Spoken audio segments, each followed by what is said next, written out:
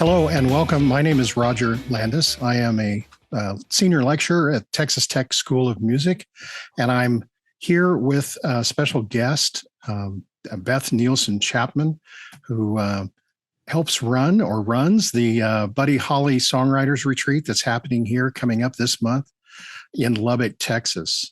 And so I'm very glad to welcome Beth Nielsen Chapman. Hello. Great to be here with you. I was born in Texas. I was born in Harlingen. I saw that when I read your bio last night, and thank you for mentioning that. I made a mental note to bring that up. So let's start there. What's it like to come back? Well, I didn't really have much of my awareness happening when I was living there. I was only a little baby, and then probably before I was 2, we moved. My dad was in the Air Force, so we moved around a lot. But there's a thing, like if you're born in Texas, you kind of have something in your DNA. And, when you need to, you go, yeah, well, I was born in Texas. So like, it's just a thing. You can use it all through your life, Yeah. And I do feel a resonance when I go back to Texas. And it's it's such a huge place. It's like a country unto itself, In fact, it was once, as people will point out to you here. They do things the way they want to do things down there. I know that. Yeah, they got their own ideas. Yeah. Well, so tell us a little bit about the Songwriters Retreat and your involvement with it. Well, I have been involved with the Buddy Holly Foundation for quite a few years, and I've been to so many of their different retreats. Some of them are like songwriting retreats for songwriters to just go write, which is similar to what we're doing in Lubbock.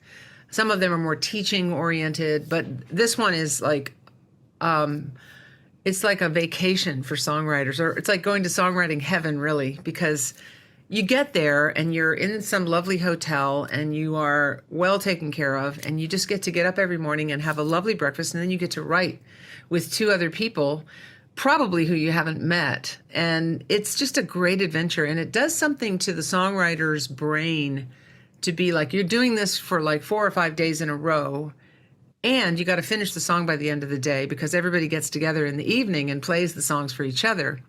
Wow. And even if you think, oh, I don't know, I don't want that kind of pressure. I'm like, well, there's no pressure. You don't have to finish it. You can just listen to everybody else sing their song. And then they can't, there's no songwriter that's ever not finished the song, because we all want to share it with everybody else. Mm-hmm. So it's a great incentive. And it just creates this sort of amazing amount of creative energy being in this vortex, in this group. And it just happens naturally. And I don't write songs fast, but when I go to one of these, I write a song a day with, in trios of songwriters. And when I get home, I get off my butt and I finish a bunch of songs, because I'm like, you know what, this isn't rocket science. I got to finish. It's really just what I call the show up muscle. Yeah. Yeah. And it's really easy to show up when you're in a group of great songwriters, and you're going to learn something, you're going to have a blast, and you're going to, have a lot of community building. It is also a great way for songwriters to connect with others, and then they remain friends, and they go on and they write beyond this week. And it's one of the most important aspects of being a songwriter, when I'm always telling my students when I'm teaching workshops, build community, even if it's a small little pod and it grows. If you move to Nashville, start a little songwriting thing once every 2 weeks, and take turns going to each other's houses, and it'll grow and get too big, and you'll have to rent the Ryman if you keep it up, because I've seen that happen over and over again. So, we're a lonely bunch, and we're in a time of a lot of struggle with getting properly compensated for the work that we do. So we have to kind of, when you go there, it's not about whinging about any of that or whining about it. It's just about, let's make songs, let's make great songs, let's have a lot of fun doing it. And it's just truly like it's an incredible boost of energy and creative nutrition that we all need. It sounds like kind of a laboratory aspect, but I remember my wife and I last year came to, I think, one of the evenings that was at a local house here, a local home. Yes. And everybody was talking about the songs that they had written that day that they were in the course of performing.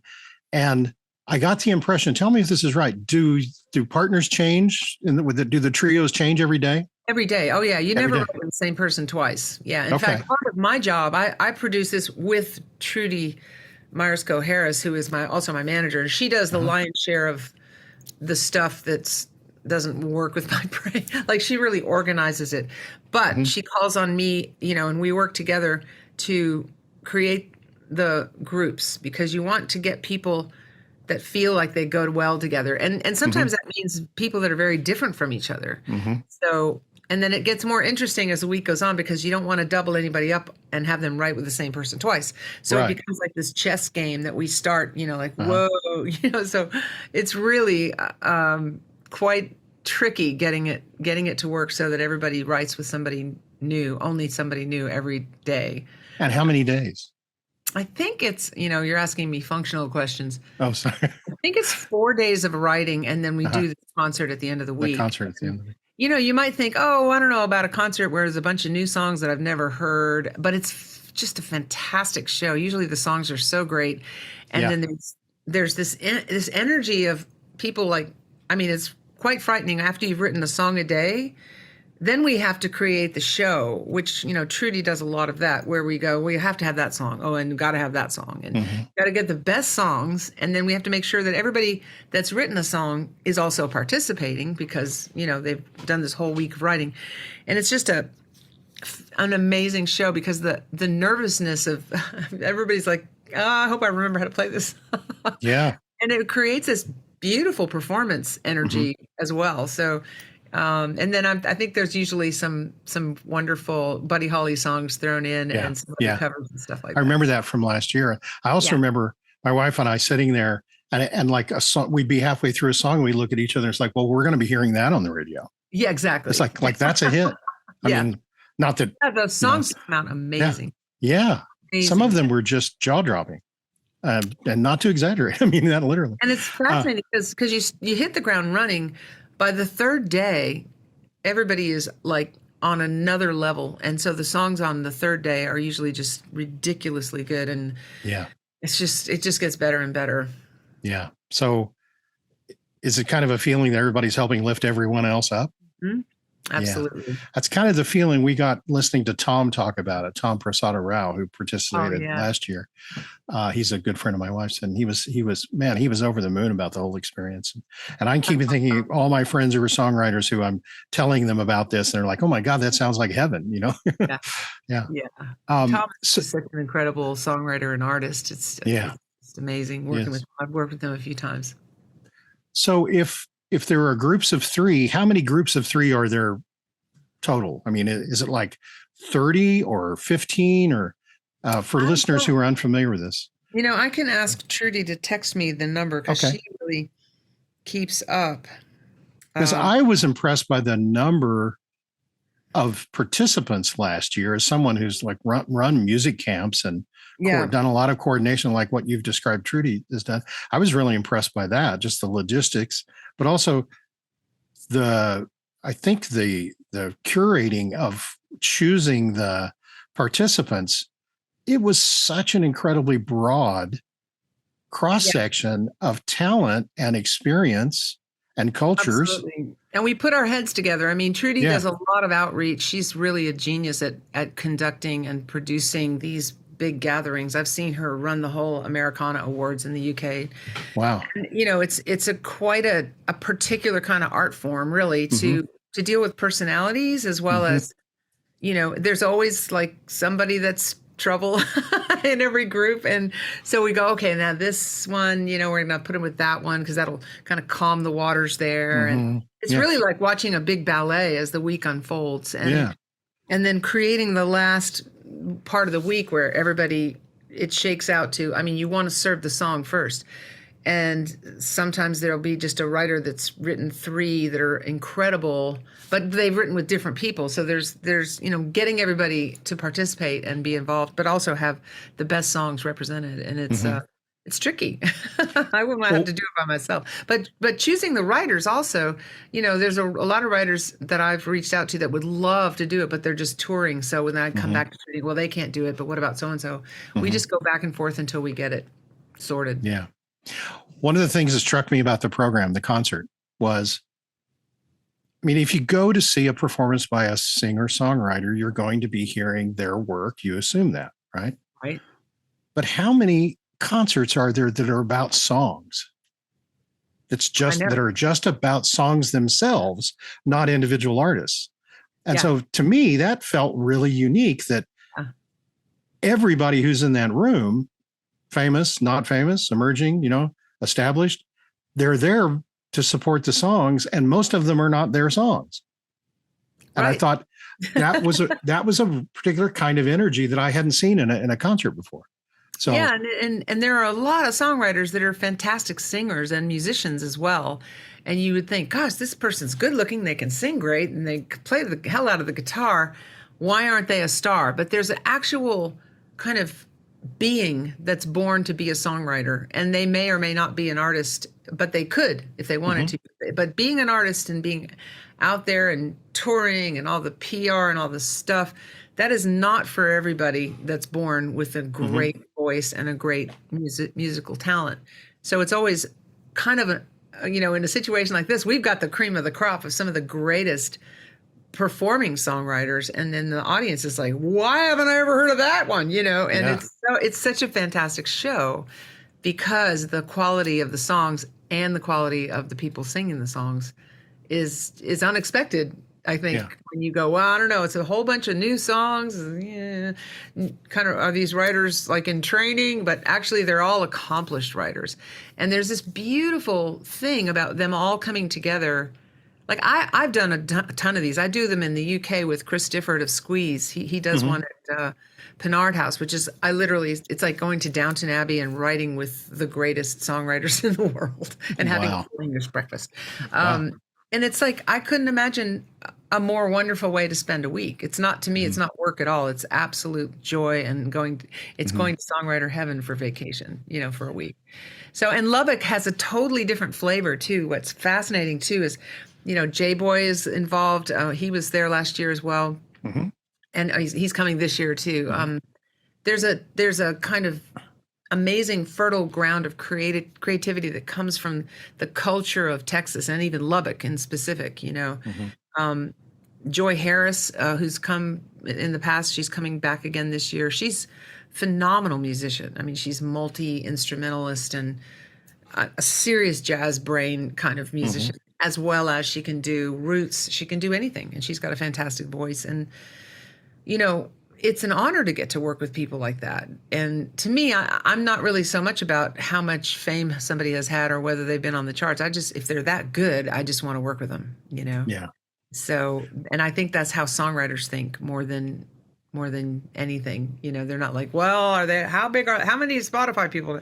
It's like, they wrote that? Okay, I want to write with them, And the other thing that's really funny is usually after the first day, and then everybody hears that song of the first day and they look around and they go, oh, wow, that was amazing. And then they're coming up to me and Trudy going, hey, can I write with so-and-so? I've got it, and it gets very complicated. We have to be Switzerland, we're like, well, we'll put that in our notes, Yeah.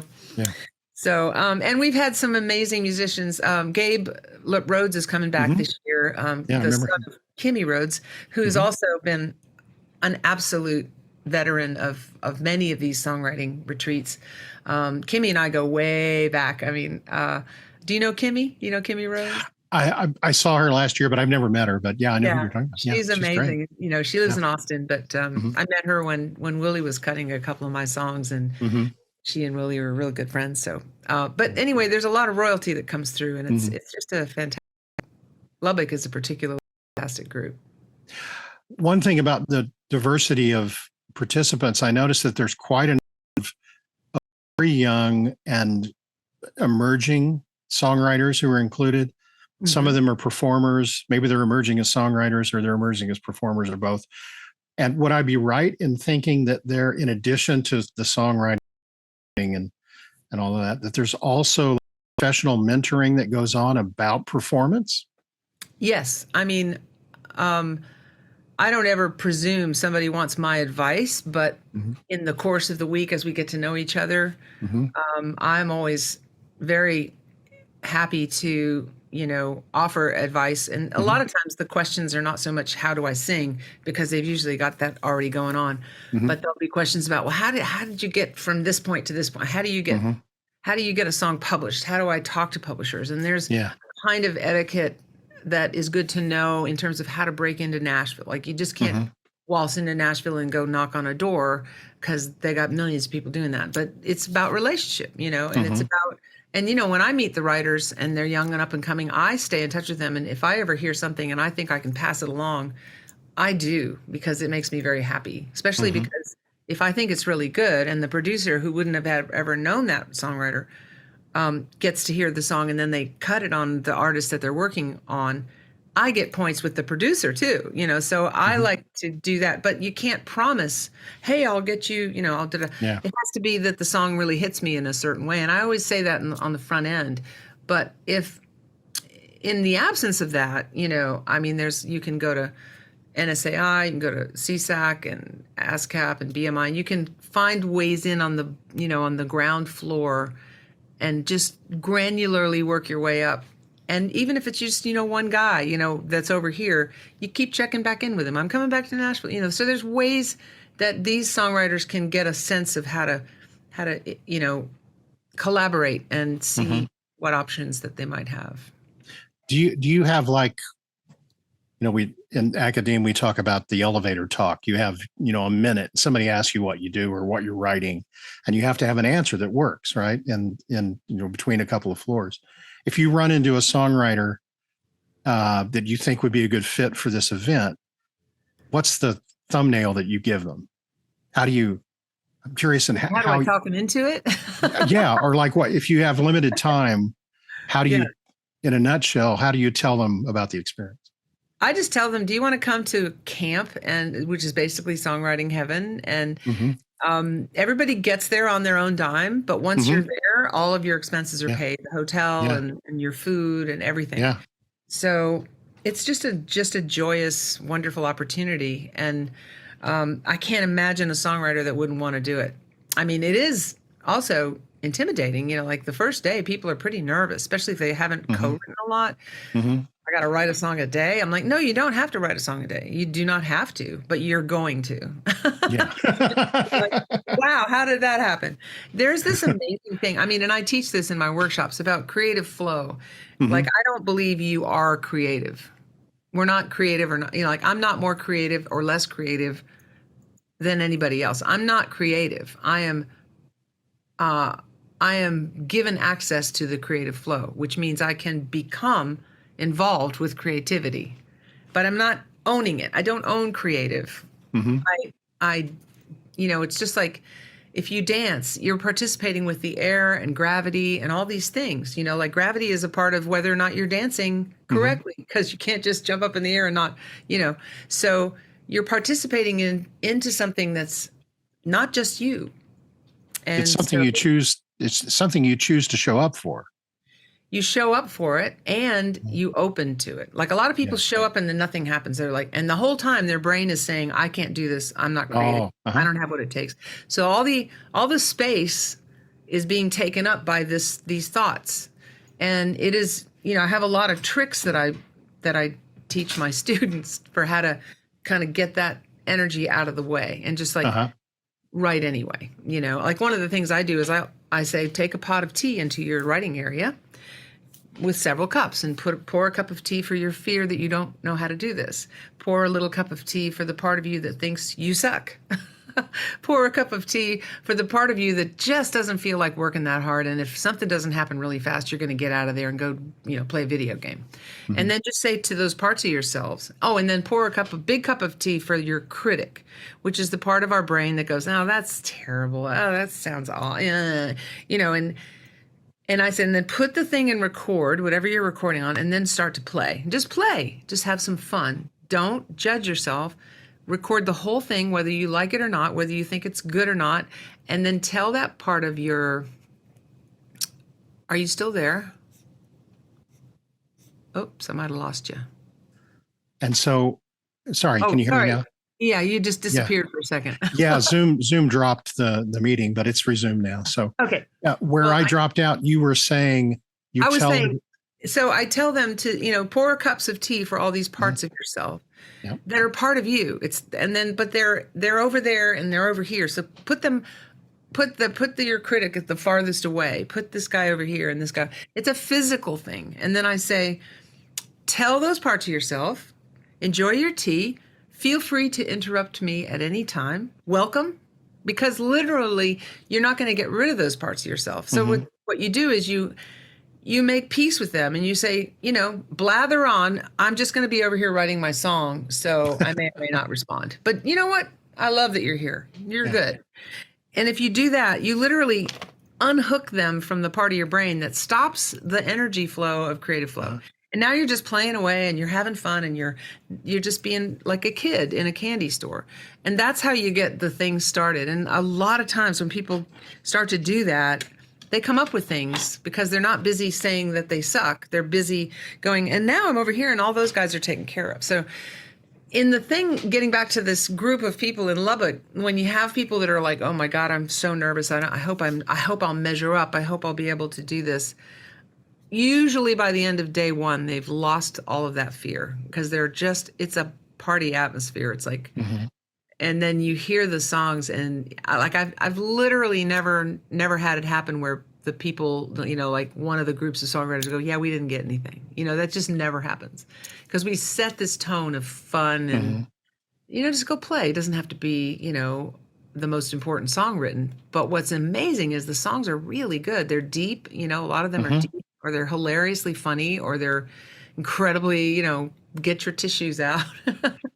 And I think that's because when you open to that kind of collaboration and you add in all this creative flow that's literally going past us like the rapids 24/7, then all this stuff happens and it's never failed to work. Wow. And that tip you gave about the cups of tea, listeners, I expect you to use that, to try it. I'm going to try it out. So that's great advice. I think really useful. So Beth, is there anything you'd like to share about the week and the way the week ends with the concert for people who are interested in attending the concert? Oh, I think it would be something you would never forget. And if you live in the area of Lubbock, which I would imagine a lot of people would, you're going to get a sense of the talent that's in your town, because a lot of the people coming are people from Lubbock and from the surrounding area. And, there's always been this kind of funny thing between Austin and Nashville.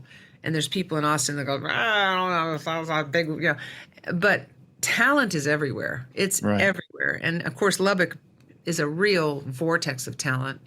And I think the legacy of Buddy Holly is great songs. I mean, the man had such a short life, and his songs were one after the other, absolutely airtight and streamlined, and I always tell my students, when you're writing a song, make sure the song can answer this question without any notes attached, that the person hearing a person sing it can know who's talking to who about what and why. Yeah. Every single Buddy Holly song satisfies that deeply. Now, that doesn't mean that we know the guy's name was John, but we know there's a guy talking to another guy, and this is this is the movie, or this is the story. And here's why I think that's happening. You can really feel what it's about. And that's one of the most important things that, that we try to do as songwriters, is we're communicating something that we want people to feel. I think the audience will get a real treat to hear the whole week's work. Yeah, I'm sure. And we were there last year and we're just knocked out by it. Yeah. I've often been struck, or I was often struck while you were talking about the songwriting process, at how similar the process is to novel writing or short stories. You work alone. Yeah. The difference that is, particularly if they're a professional writer, actually to take that work out into the public and enjoy it rather than going just simply selling it to be read. Yeah. And I kept thinking of that in the concert last year. We had been one night before the main concert to hear the performance of the songs that were written that day. And so we got to see the results of that day's process. Then we got to see the results of the week's process on stage at Buddy Holly Hall in the Crickets Theater. And I was thinking about that. That must be incredible. I'm not a songwriter. I mean, I've tried to write a couple, but I'm a musician. But I'm guessing that that's an incredibly rewarding and fulfilling experience to do Yeah. something, and then to do it on such a compressed time frame. So the turnaround is so much faster. Plus you're collaborating, which most of your life as a songwriter, you probably don't collaborate day I in do. and I day do out. collaborate quite a bit. But I always have songs I write by myself. I always keep Yeah. that separate muscle that has to stay in shape, Right. Right. Anyway, I didn't mean to interrupt you, but yeah. No. But I just thought, what an experience to see the results of this. And you can, it's not too hard to see the experience played out on stage, because those collaborations happen because the people who wrote the song together perform it together. And sometimes they'll pull in somebody else. And and the chemistry is every day. It's like a different chemistry. Yeah. Right. Yeah, it's absolutely amazing and magical, and it's really kind of, addictive to be a part of, and I think every songwriter loves it, but the audiences have absolutely loved it. They'll be very entertained by the songs.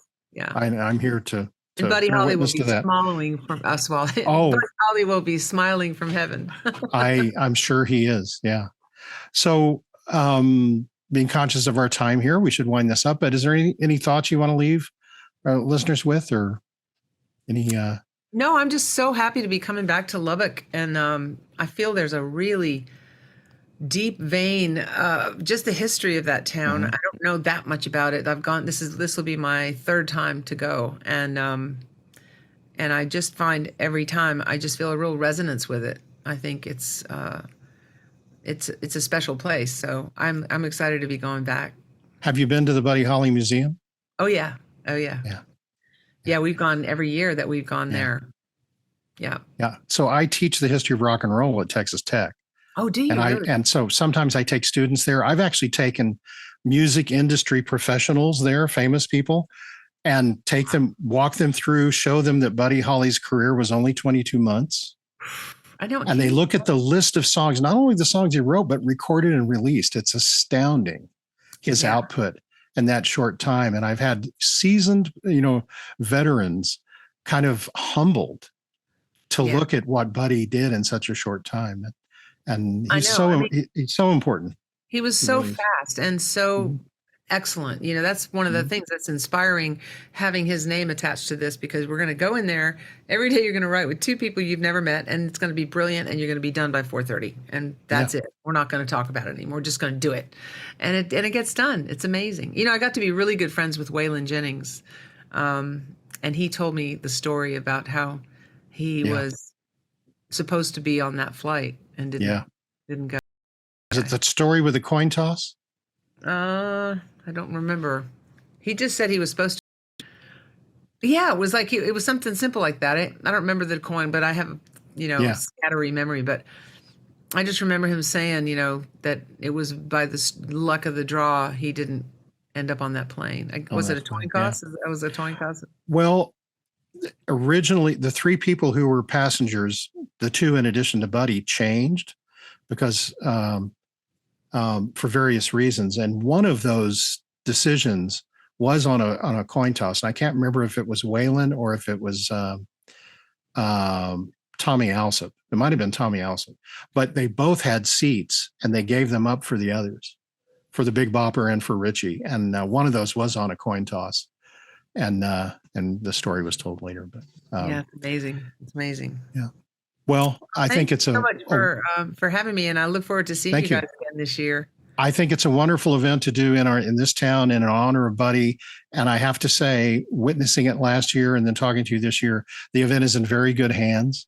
And so, I'm really looking forward to it. And I want to urge our listeners, if you're at all on the fence about going to this concert on Friday, September 22nd in Crickett's Theater at the Buddy Holly Hall, by all means do it. And at the end of this video, we'll put the links up so you can find tickets. Beth, thank you so much. It's been a real pleasure talking to you. Thank you. I learned a lot. We'll see you. And I look forward to seeing you in a couple of weeks. All right. Thanks so much. Bye. Thank you. Bye-bye.